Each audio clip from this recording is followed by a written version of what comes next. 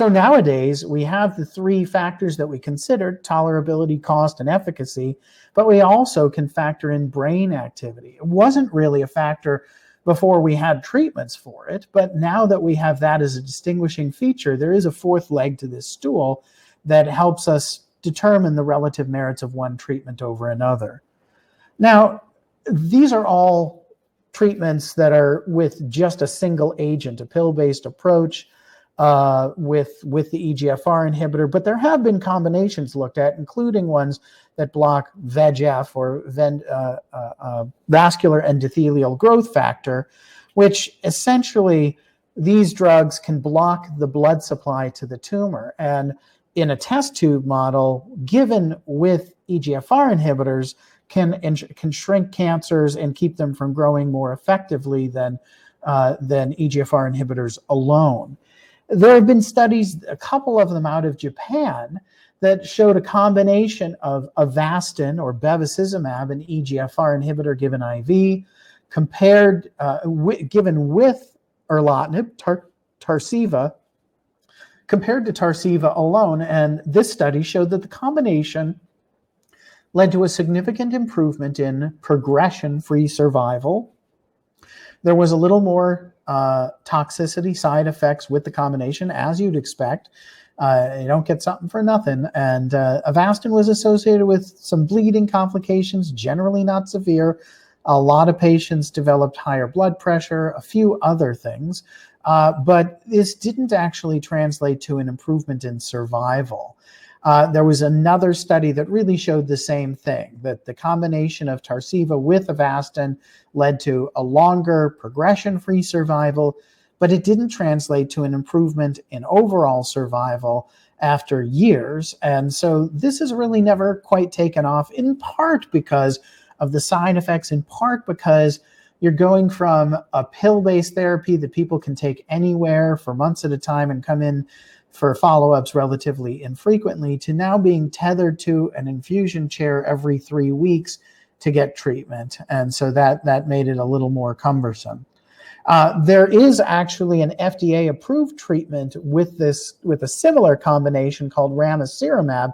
Ramucirumab is another IV treatment, a VEGF inhibitor. Its trade name is Cyramza. It's given with Tarceva in this study called Relay, which was a global study comparing the combination to Tarceva with placebo. And this randomized trial of first-line treatment for patients with an EGFR inhibitor also showed a significant improvement in progression-free survival. We have not ever seen an improvement in overall survival with this. We haven't seen definitive results on it at all for overall survival, so we don't know for sure. But in the absence of a demonstrated overall survival, and with other studies of very similar drugs not showing an improvement in overall survival, this really has not taken over as a clearly better choice. We don't have data for this with a drug like Tagrisso, and Tagrisso gives us the activity in the brain and just an oral-only therapy. So this is an option. It's FDA approved. It's not generally preferred. Another option that has captured our imagination has been a combination of EGFR inhibitor with chemotherapy at the same time.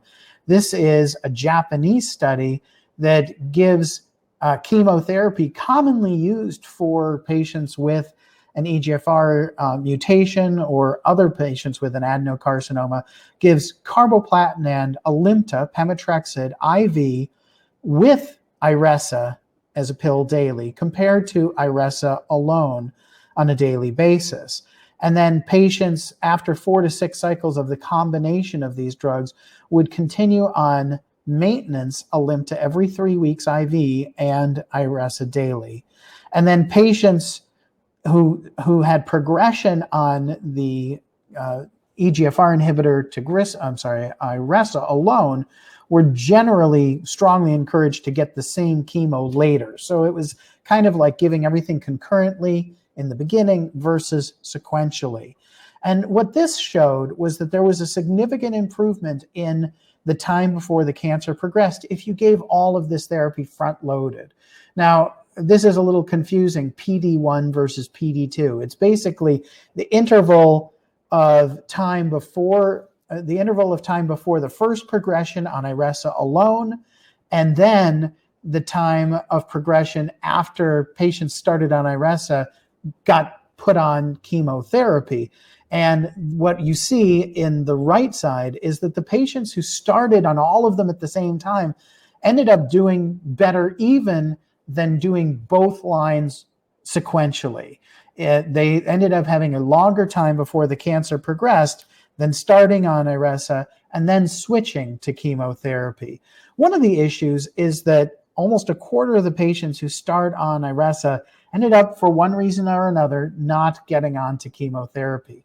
Perhaps because they developed brain metastases and their performance status declined, whatever, or they refused. But at the end of the day, some patients who were candidates for upfront chemo end up not getting it if it's delayed. And that may be part of why there ended up being a difference in overall survival that was quite significant, a 12-month improvement in overall survival, favoring the patients who got upfront chemo and immunotherapy. This graphic, the figure on the right at the bottom, may not mean anything to anybody, but essentially what it shows is that patients had no decrease in quality of life, no difference in quality of life, whether they started with the chemotherapy or not. So this is generally a well-tolerated chemotherapy regimen.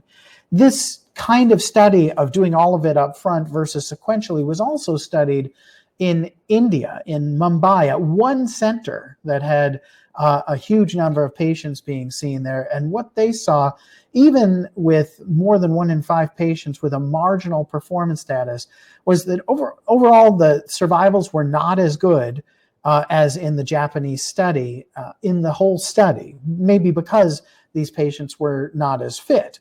But there was a significant benefit in progression-free survival and overall survival of getting chemotherapy and Iressa up front together. And this is being studied with Tagrisso in an international study now. I'll say that there's also been some studies looking at giving radiation or potentially surgery to residual areas of disease after initial EGFR inhibitor for 3 months. And this has shown that the patients who got the consolidation, it's called, local therapy, the radiation to residual disease, end up going longer before the cancer progresses on pill-based therapy. And in this small study, they ended up living longer as well. Now, as well as these drugs work, they don't tend to last forever, sadly. And we have struggled with the best options for what to do after the cancer progresses. There have been some advances in the last year or two, and what to do if patients have been on a drug like Tagrisso and then have their cancer progress.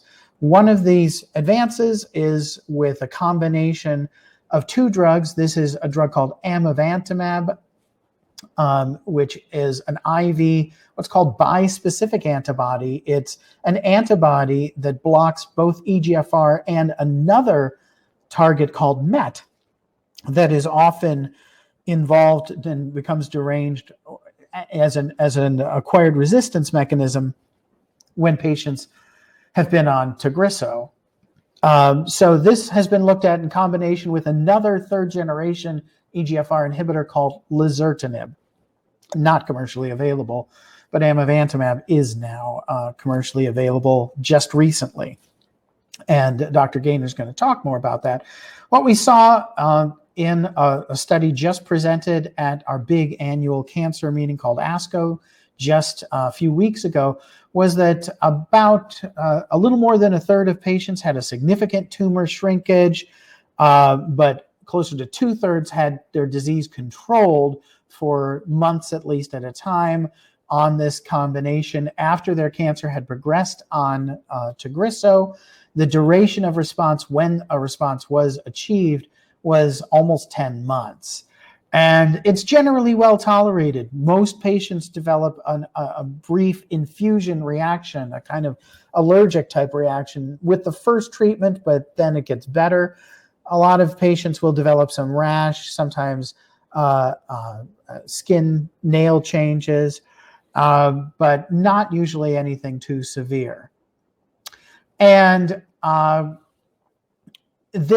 interestingly, this combination, we haven't really seen that it matters too much what the biological mechanism seems to be when a repeat biopsy was done. It's not clear if this approach is going to be restricted to people based on a repeat biopsy, or whether the results are going to be good enough regardless of the mechanism to offer it to everybody.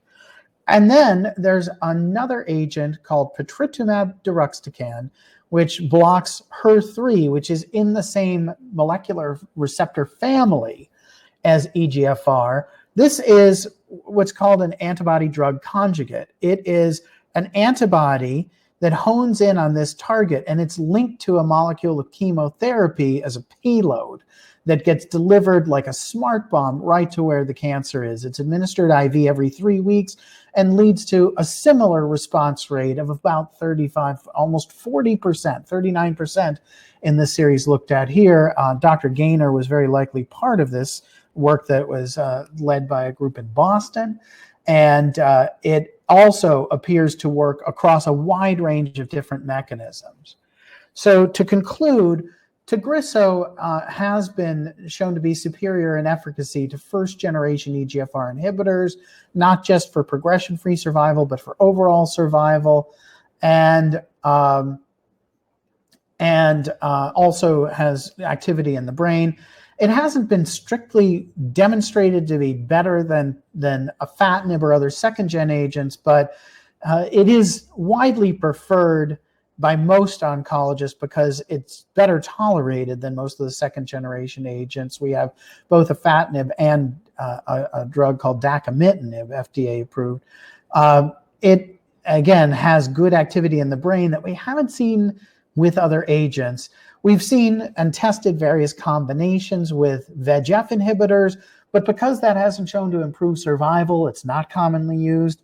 We've seen very promising work moving the chemotherapy up front in combination with the first-generation EGFR inhibitors, but because osimertinib, Tagrisso, is so much more effective, we haven't really adopted that approach yet, at least not without testing it with Tagrisso, but that work is being done and may emerge as an approach we commonly use in the next few years, depending on the results of a study we should be hearing about in the near future, in the next couple of years.